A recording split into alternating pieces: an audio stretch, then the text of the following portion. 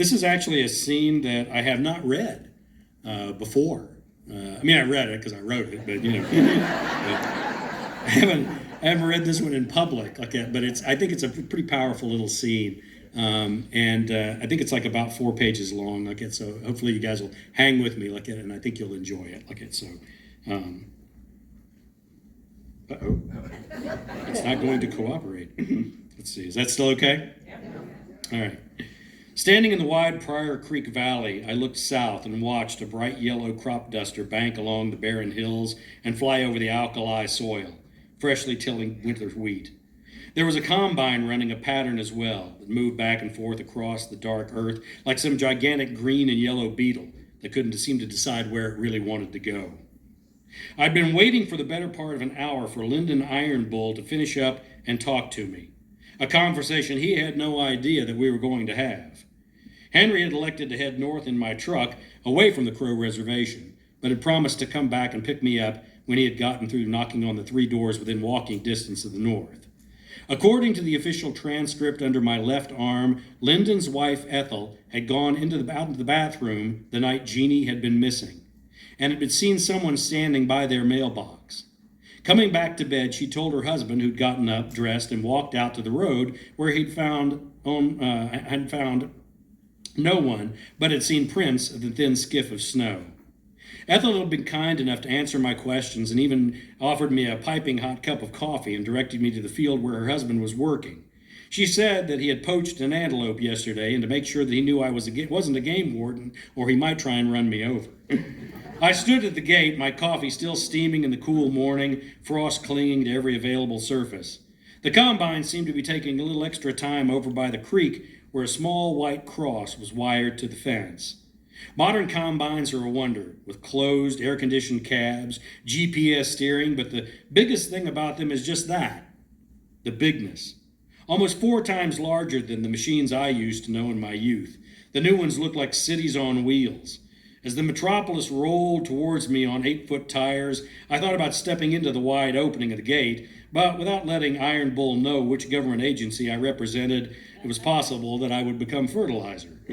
The big John Deere finally lurched to a stop halfway through the gate, and the glass door flung open.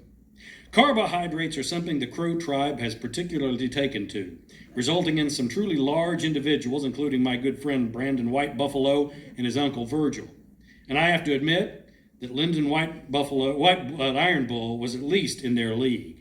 He pointed at the travel mug in my hand, with Boss Lady spiraled in pink cursive across the side. That's my wife's mug. I nodded. Yes, it is. Did you have to fight her for it? No, and she filled it full of coffee for me, too. You must have scared her, which is good because she doesn't fight fair. He studied me. You must be the game warden, then. I am not. He swung his legs out, lodging an enormous muck-covered boot on the fender. Then what are you? Walt Longmire. I'm the sheriff down in Absaroka County. Wyoming? Yep. What are you doing up here, Walt Longmire? Asking some questions about Jeannie One Moon. He nodded, looking off in the distance. The Cheyenne girl. Yes, sir. You find her? I stepped closer, in between the 2 massive tires. Unfortunately, no. He nodded. My wife says she saw her that night, out by the mailbox. I read that in the report, and I thought that I'd follow up. The weather was bad that night? Terrible. One of those early nor'westers that came in about 50 miles an hour took shingles off the roof. He sat a little forward. Ethel, she's got a bladder the size of a pea and has to go to the ladies' room about 3 times a night. Better than a watchdog. Anyway, she comes back to bed and gets all covered up and says there's somebody standing out near the mailbox by the fence. I ask her if it's the Wicked Witch of the West, but she just slaps my shoulder and says she's not kidding and that somebody's out there and I need to go take a look. A tired sedan came down the gravel road and tooted its horn as Iron Bull lifted a calloused hand before looking up at me. So I get dressed and I go out to the kitchen where you can flip on the back porch light and see the mailbox, and there's nobody there. Well, not wanting to waste a trip, I pull a carton of ice cream out of the freezer and get a spoon and take a few bites before putting it back. He stopped talking and stared at the shiny fender on the combine, studying the reflection of the low-angled sun in the dark paint. Mr. Iron Bull? He looked up at me, almost as if he'd forgotten I was there. Are you all right? He took off his sunglasses and held them in one hand, twirling them by the earpiece. I didn't tell this to them. Well, I don't think the police are going to care about the ice cream, honestly. No, not that. What I'm about to tell you, I didn't tell them. Them being white and all. I smiled. I'm white. Yeah, but you've seen things. He cocked his head back and studied me. I read about you, Mr. Sheriff Man. You see, us Iron Bulls are related to the white buffaloes, and I read about you. I said nothing. When I was putting the carton back in the freezer that night, I saw some movement out in the corner of my eye. You know, something that you're not sure if you really saw or not? I know exactly what you mean. So I grabbed my coat and hat and I go out there in this gale, looked for whatever it was that was supposed to be out there. We get them sometimes, people whose cars break down on the highway or just get loose, drunk, looking for someplace to hole up till the weather passes. Sure. He scrubbed a hand across his face. You going to drink that cup of coffee? No. Smile again, I retrieved it from the post and walked it over, handing it up to him. He held it to his face, allowing the steam to soften his features before taking a long sip. When I got out to the mailbox, the gate was hanging open, and I slapped across the fence. You'd say that the wind did it, but I think it was more than that. He took another sip. The snow was blowing sideways, and those little flakes that look and feel like beads? Yep. Grabbing hold of the gate, I looked down, and there were prints. Small ones. I mean, smaller than mine, which could have been anybody. He smiled. I remember very clearly because little seed bead flakes were filling up the prints. Boot prints? No. No, you could see the treads. They were sneakers, basketball sneakers. You're sure of that?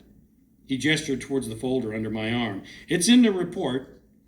It was wet, but the snow was hard and trying to erase the prints, and that's what I remember thinking. This storm is trying to erase this girl. You knew it was a girl how? I don't know. Maybe the size, but I think it was just a feeling. But all of this was in the deposition. I'm about to tell you the part that wasn't. He sipped the coffee again, then threw a thumb over his shoulder towards the field. Standing there in the wind and holding onto the gate in my hat, I see something out there in the pasture. A shape, almost like something's there, but not something. More like the lack of something. Like the snow and the wind won't occupy the space that this, whatever it is taken up. You know what I mean? I think so.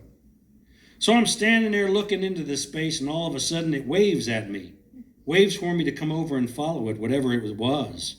He stared at the fender again. I ain't scared of much, Mr. Sheriff, man, but I'll be damned if I was going to follow that thing, whatever it was. I can't say that I blame you, considering the weather conditions. Oh, the hell with the weather. I wouldn't follow that thing in the midday. What did you do? I went inside, went back to bed, and didn't sleep a damn wink. He sipped his coffee again. About a week later, I came out to check on the same field. It was late in the afternoon, and the mist was coming off the creek down there and filling up the bottomland the way it does. Well, I walked to the edge of the fog, and everything looks good, so I turn and I start heading home. When I get this cold feeling running up my back, like somebody ran a finger up my spine. I mean, really, like I could feel it in my skin all the way down to the bone. I stood there looking up at Iron Bull and noticed his big hands were shaking. I didn't want to turn, but I had to see what it was behind me. At first, all I could see was the fog, and it was coming at me like it was going to cover me up, but it didn't. It couldn't reach out, and I could have reached out and put my hand in it, but I didn't. I just stood there looking into it like a TV between channels, Static. That's it. Like static. Nothing but gray. A busy gray, though, like bees humming. He swallowed. Like it was alive and reaching out to me, even though I wasn't reaching back. His eyes welled and he thumbed the moisture away with a gasp. Then I saw her out there in the fog. Not her, but the absence of her. It was an outline of that girl, Jeannie One Moon, and I could hear her voice. No words, just a voice. I glanced back at the tilled field as if he might have been there, seeing only the broken earth and the white cross on the fence. She was singing, and it was the saddest song I've ever heard.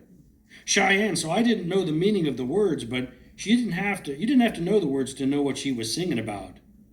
What did you do? I didn't move. I just stood there listening to her, and after a while, the singing began to fade, and then she was gone. Climbing down, he handed me the mug and then stood there. We stood there eye to eye. I did some research after that, went over to the college and saw tapes of her doing interviews and playing basketball and volleyball. He walked past me to the huge tire and rested a hand on the tread, then looked back at the field leading down to the creek. I see her. I followed him. Excuse me? The part I didn't tell them white men. Hell, I don't even tell my wife, but she knows something's up because I neglect this field. He stood there for a long while before speaking again. I see her. Here. I said nothing. Whenever we have a warm day followed by a cold night in the evenings, as if the sun is trying to pull her up from the ground before the moon can catch hold of her, he glanced over his shoulder towards the rising sun. But he never gets her out all the way, you know? He sighed and turned to look at me. I spoke with a Crow medicine man about it, but he didn't have no idea what I was talking about. I tried to forget about it, but every time the conditions were right, that fog would come up, and I'd hear her out there, singing. I dangled the coffee mug on my trigger finger and stared at the dirt. Me and Ella, we were having dinner over at the trading post. You know Putt's place? I do. There was a woman I know, Cheyenne, Esther Smallsong, one of those half-medicine women, knows stuff, like even more than most women. He smiled. So I started asking her questions, and she just looks at me and says, Evoetse heomese. And all at once I felt that finger run up my spine again. The wandering without. All I know, an all-knowing being, a black spiritual hole that does nothing but devour souls. She said the girl was singing, Bring Me Back. I don't belong here. I want to go home. He walked out into the field, gazing in that direction. I believe that thing has that girl and will not let her go. I also believe that if I'd reached into that fog that evening, that thing would have taken me too. Everybody thinks the dead of the night is the scary time, but it's not. The time of danger for the living is the time of change, from day into night or night into day, when the world isn't sure what it is or what it wants to be. Looking over his shoulder at the white cross, I asked, Are you a religious man, Mr. Iron Bull? He turned to look at me and slipped his sunglasses back on to where all I could see was my own reflection. I am now.